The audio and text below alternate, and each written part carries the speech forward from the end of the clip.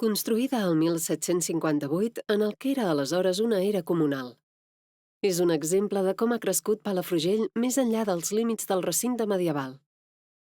Al costat nord de la plaça es conserva un dels arcs d'entrada de la muralla, on hi havia la Torre d'en Moragues, destruïda per facilitar la circulació de vehicles l'any 1908.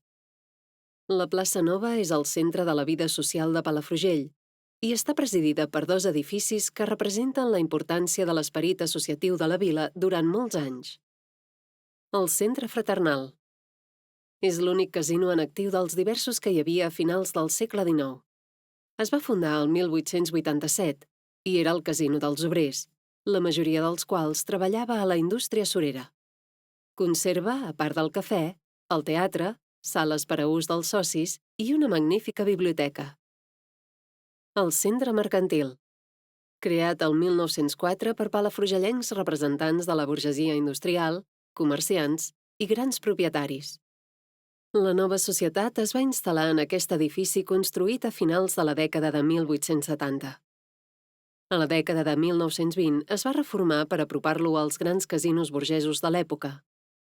El teatre que formava part de la societat és actualment el Teatre Municipal de Palafrugell, després que l'Ajuntament comprés els edificis l'any 2009.